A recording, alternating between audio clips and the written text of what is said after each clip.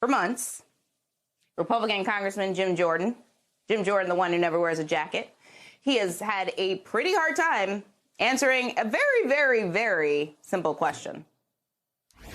Did you talk to the former president that day? I've talked to the former president umpteen times, thousands. I mean not thousands times, on January countless times. I talk to the president. I never talk about what we talk about because I just don't think that's appropriate. Just like I don't talk about what happens in Republican conferences. So sure. I've talked to the president numerous times. I continue to talk to the president since he's left office. on January 6th, Congressman. Yes, I've talked to the president. I've talked to the president so many. I can't remember all the days I've talked to him. Yes or no? Did you speak with President Trump on January 6th? Yeah, I mean, I spoke with the president last week. I speak with the president all the time. I spoke with him on January 6th. I mean, I talk with President Trump all the time, and that's I don't think that's unusual. On January 6th, did you speak with him before, during, or after the Capitol was attacked? I'd have to go. I spoke with him that day after. I think after. I don't know if I spoke with him in the morning or not. I just don't know. I'd have to go back and. I mean, I don't know that when those conversations happened. But what I know is I spoke with him all the time. You know, there's this thing in your iPhone where you can look it up, and it feels like it is really difficult for Jim Jordan to remember how many times he spoke to the president of the United States while his workplace was literally under attack. So while Congressman Jordan tries to figure that out, he is admitting to something else. He texted former Chief of Staff Mark Meadows on January the 5th. The text was shared by the House Select Committee and says, quote, on January 6, 2021, Vice President Pence, as president of the Senate, should call out all electoral votes that he believes are unconstitutional as no electoral votes at all. End quote. Jordan's office says the text the committee shared was a truncated version of the text he actually sent to Mark Meadows. Oh, so he was able to look in his phone. Interesting. His office also says it was a forwarded text and not written by the congressman himself. The original text was a legal theory that had been sent to Jim Jordan by a conservative lawyer and former advisor to President Trump.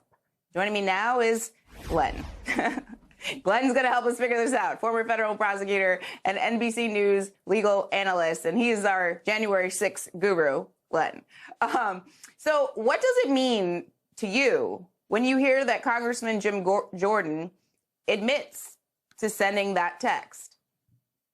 That is hugely problematic, Zerlina, because think about it. He sent that text after Donald Trump's own Attorney General Bill Barr said there was no fraud undermining Joe Biden's win. He sent that text after Donald Trump's own officials like Christopher Krebs and his own agencies like the Department of Homeland Security said this was the safest and most secure election in U.S. history.